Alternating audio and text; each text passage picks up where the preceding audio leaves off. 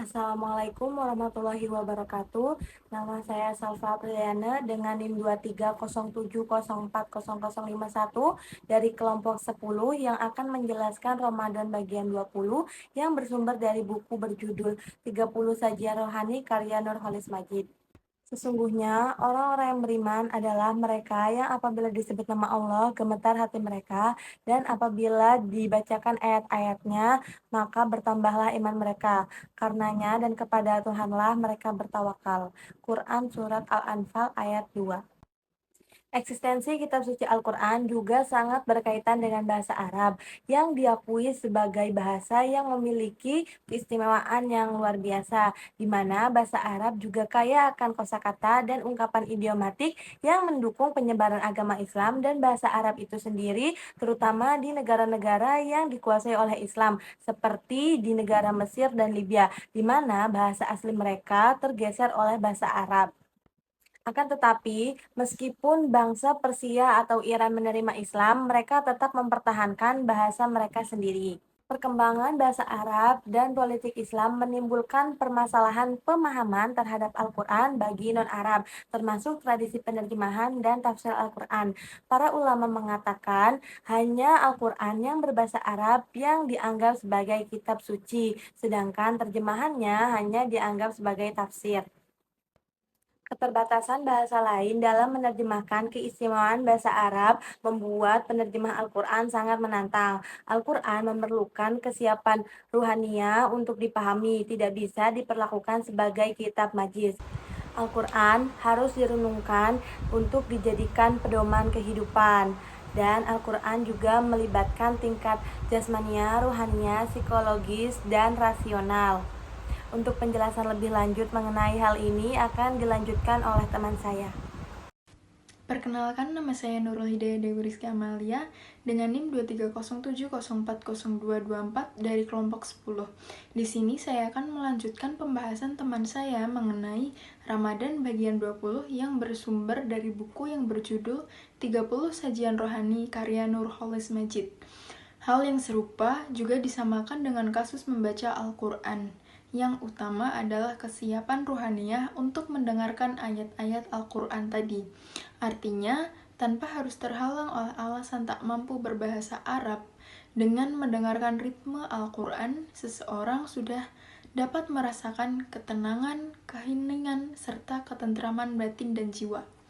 Yang demikian itu terjadi karena kita meyakini bahwa Al-Quran merupakan kalam atau firman Allah SWT, sehingga bila mendengarkan Al-Quran, kita juga sedang mendengarkan perkataan atau kalam Allah SWT, dan itu memberikan efek tersendiri dalam jiwa kita. Sebagaimana diklaim oleh Al-Quran, ciri-ciri orang beriman adalah mereka yang mudah menerima, responsif, dan ketika mendengarkan irama Al-Quran, seperti dinyatakan, sesungguhnya orang beriman adalah mereka yang apabila disebut nama Allah, gemetar hati mereka, dan apabila dibacakan kepada mereka ayat-ayatnya, bertambahlah iman mereka. Karenanya dan kepada Tuhanlah mereka bertawakal.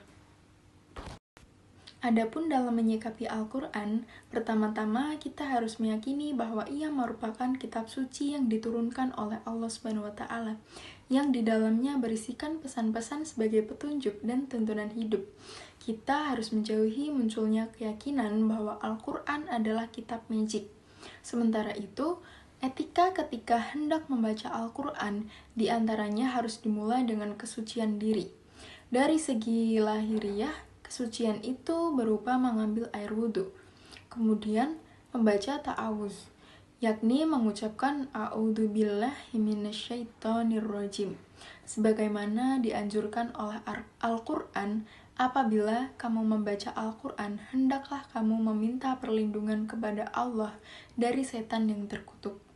Setelah itu, disambung dengan membaca basmalah, yakni mengucapkan Bismillahirrohmanirrohim, sebagaimana hadis Nabi Muhammad SAW yang sangat masyhur mengatakan setiap pekerjaan yang baik tidak dimulai dengan membaca bismillah maka akan sia-sia.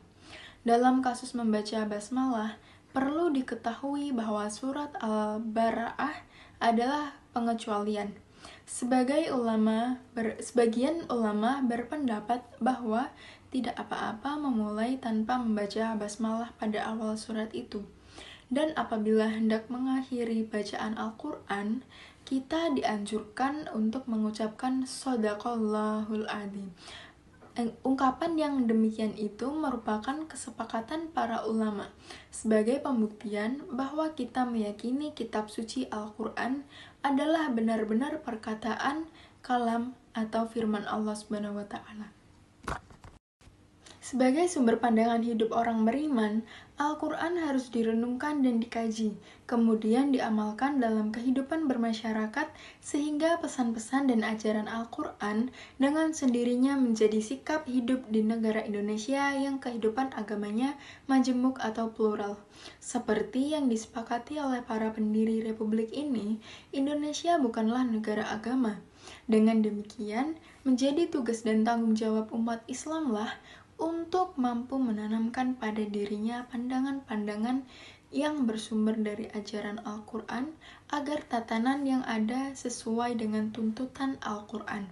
Kita juga harus menyadari bahwa pun suatu aturan yang dibuat sebagai sumber hukum yang diambil dari luar tidaklah akan kuat dan implikasi jangka panjangnya akan mudah dilanggar oleh anggota masyarakatnya.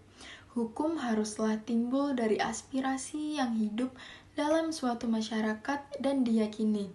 Kemudian dalam perjalanan ia mengalami tahap generalisasi, lalu disusul oleh tahap pengkristalan. Al-Quran sebagai kitab suci harus dipelihara oleh orang beriman dengan banyak dibaca, dihafal, direnungkan, dan dikaji makna dan pesan-pesannya. Kemudian, ia harus mampu dijadikan sumber kesadaran hidup bagi pemeluknya.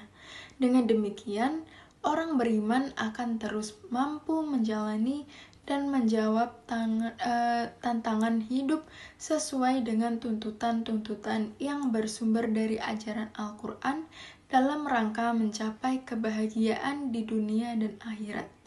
Sekian dari saya. Bila ada kesalahan kata, mohon dimaafkan. Wassalamualaikum warahmatullahi wabarakatuh.